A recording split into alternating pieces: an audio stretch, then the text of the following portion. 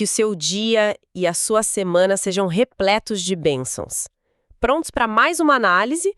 Hoje a gente vai mergulhar num texto de uma força assim impressionante, o capítulo 6 do livro de Jó. Ele é, sem dúvida, uma figura muito complexa, um símbolo de resiliência, claro, mas também de uma angústia que parece insuportável. Para nos guiar, estamos usando a Bíblia de Estudo Holman e a Bíblia de Estudo NAA, com suas notas que ajudam a gente a entender o contexto, e o nosso objetivo aqui é explorar a primeira resposta de Jó aos amigos. E com isso, talvez a gente consiga tocar numa questão central que ele levanta. Como uma pessoa defende a própria integridade quando o seu sofrimento é usado como prova de culpa? Essa pergunta é o coração de tudo. Porque o capítulo 6 é um ponto de virada, né? Jó ouviu o discurso do Elifaz, que basicamente dizia: sofrimento é consequência de pecado, ponto. Agora, Jó não está mais só se lamentando. Ele tá construindo uma defesa, um argumento. Ele vai justificar a queixa dele e, ao mesmo tempo, confrontar essa teologia tão simplista dos amigos. É quase uma petição judicial misturada com um grito de dor. Certo, então vamos direto para esse argumento. Ele começa tentando estabelecer a escala do problema, né? Nos versículos 2 e 3, Jó diz: se a minha mágoa e a minha miséria fossem pesadas numa balança, na verdade seriam mais pesadas do que a areia dos mares. Essa imagem da areia dos mares é super conhecida, mas o que ela realmente significa aqui no começo da defesa dele? Esse é o primeiro pilar do argumento. A nota de estudo sobre o versículo 3 lembra que, no mundo antigo, a areia dos mares era a metáfora padrão para o infinito, para o imensurável. Então Jó não está só sendo poético, tipo, eu sofro muito. Não, ele está fazendo uma afirmação quase técnica. A magnitude da minha dor está além da capacidade de vocês medirem e, portanto, além da capacidade de vocês julgarem. Ele está dizendo, vocês não podem julgar minhas palavras se não conseguem nem pesar minha dor. Entendi. Então, o primeiro passo da defesa é redefinir a escala. Ele basicamente fala, vocês estão usando uma régua de 30 centímetros, mas o que eu vivo é do tamanho de um oceano. Mas ele não para por aí na escala. Ele vai para a origem da dor. E aí a coisa fica ainda mais pessoal, mais terrível. Exatamente. O próximo passo é identificar o agressor. No versículo 4 ele diz, porque as flechas do Todo-Poderoso estão cravadas em mim. Os terrores de Deus se armam contra mim. E a nota contextualiza isso de uma forma crucial. A imagem de Deus como um guerreiro divino que atira flechas era comum na literatura da época. O que é absolutamente chocante e subversivo aqui é quem é o alvo. As flechas de Deus eram para os inimigos, os ímpios. E Jó, que o próprio texto diz que era justo, se vê na posição de inimigo de Deus, recebendo um ataque direto do céu. Nossa, isso muda tudo. A dor não é só imensurável, mas tem uma fonte específica. E pessoal. O próprio Deus. A angústia dele é infinita e, ao mesmo tempo, terrivelmente íntima. E é nesse estado, se sentindo alvo de Deus, que ele ouve os conselhos dos amigos. O que nos leva direto para a analogia seguinte, a da comida. Nos versículos 6 e 7 ele pergunta, pode-se comer sem sal o que é insípido, ou haverá sabor na clara do ovo? E aí ele conclui que a alma dele recusa essa comida repugnante. As notas de estudo são claras. Essa comida insípida. São as palavras dos amigos. Exatamente. Os discursos bem-intencionados, as platitudes teológicas do Elifaz. Faz todo sentido. Se você se sente alvo de uma artilharia divina, que tipo de conselho humano pode ter algum sabor? As palavras dele se tornam repugnantes porque são inadequadas para a experiência que ele está vivendo. É como oferecer um band-aid para apagar o incêndio de uma floresta inteira. A resposta não só é inútil, como chega a ser um insulto. É a comida errada para a doença errada. E essa inadequação da resposta, combinada com a sensação de ser atacado por Deus, leva Jó a um lugar ainda mais sombrio, a um pedido que, assim, de primeira soa chocante. Sim, ele passa de descrever a dor para desejar o fim. Nos versículos 8 e 9 ele clama: quem dera que Deus me concedesse o que desejo, que soltasse a sua mão e acabasse comigo. Isso soa como um desejo de morte, quase suicida. Como a gente estava a entender isso no contexto da defesa dele? É um desejo de morte, sem dúvida, mas a motivação é a chave. As notas dos versículos 8 a 10 nos dão uma perspectiva mais profunda. Não é um simples desejo de escapar da dor. Jó vê a morte, vinda das mãos de Deus, como uma forma de vindicação. Repara no que ele diz em seguida. O consolo dele seria saber que ele não negou as palavras do santo. Para Jó, se Deus o levasse naquele momento, seria a confirmação final da sua integridade. Seria Deus encerrando o caso e dizendo: você se manteve fiel até o fim. É uma lógica muito particular, né? Nascida do desespero.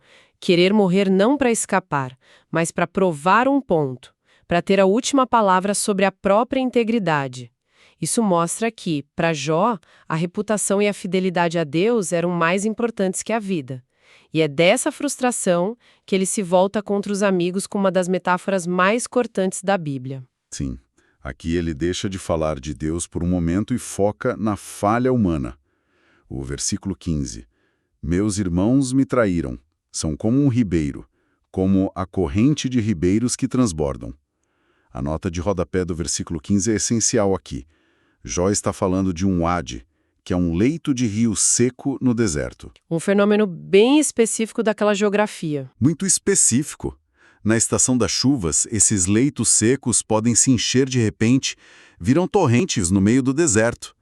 Para uma caravana, ver um desses de longe era um sinal de vida, de esperança, de salvação.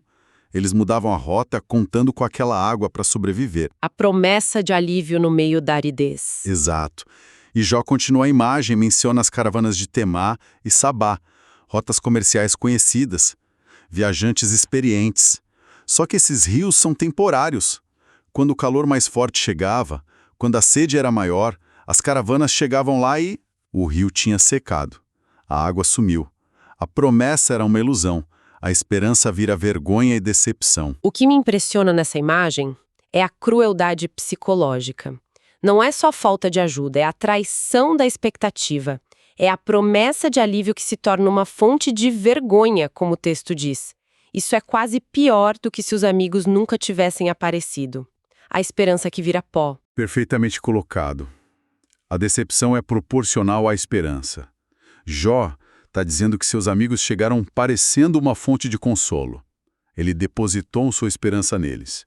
Mas na hora da sede mais profunda, no auge do sofrimento, eles se mostraram vazios, secos. A água que eles deveriam trazer era compaixão, escuta. Em vez disso, o que ele encontrou foi o leito seco do julgamento. A amizade deles se provou sazonal. Depois dessa metáfora devastadora, Jó muda de tom. Ele para de usar imagens e lança um desafio direto, quase como um advogado. No versículo 24 ele diz: ensinem-me e eu me calarei. Mostrai-me em que tenho errado. Ele não está mais pedindo compaixão, ele está pedindo provas. É um movimento brilhante, ele diz: ok, vocês acham que sou um pecador, então provem. Parem com as insinuações, com as teorias gerais. Apontem o meu erro específico. Apresentem as evidências. E o fascinante é como Jó antecipa a resposta deles no versículo 26. Por acaso buscareis palavras para me repreenderdes, visto que as razões do desesperado são como o vento? É uma armadilha perfeita, né? A própria dor que ele usa para justificar a força das palavras é usada pelos amigos para invalidar essas mesmas palavras. Eles dizem implicitamente: você só tá falando isso porque tá sofrendo, tá delirando. Suas palavras são só vento, não precisam ser levadas a sério.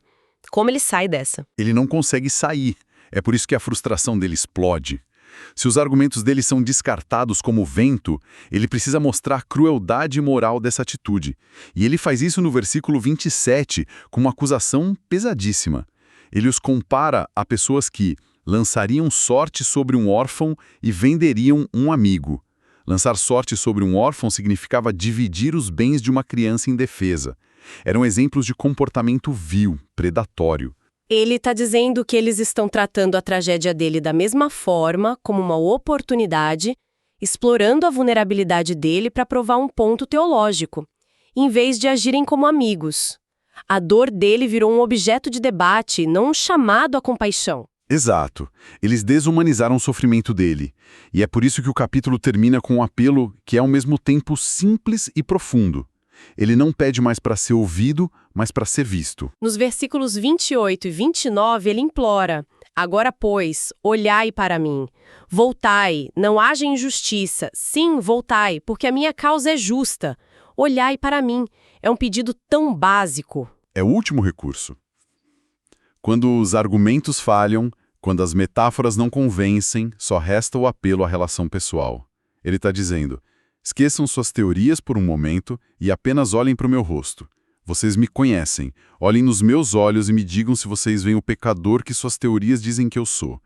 É um apelo desesperado para que a amizade prevaleça sobre o dogma, para que a humanidade dele seja vista. Então, voltando à nossa pergunta inicial, como Jó defende sua integridade? A resposta do capítulo 6 tem várias camadas. Primeiro, ele redefine a escala da dor, mostrando que ela está além de julgamento simples. Segundo, ele expõe a falha monumental de uma amizade que oferece teorias em vez de presença. E por fim, quando tudo mais falha, ele apela para a humanidade básica dos acusadores, pedindo para ser visto. Exatamente. E a imagem que fica, que ecoa, é a do rio beiro que seca. É talvez a crítica mais poderosa sobre a natureza da verdadeira amizade.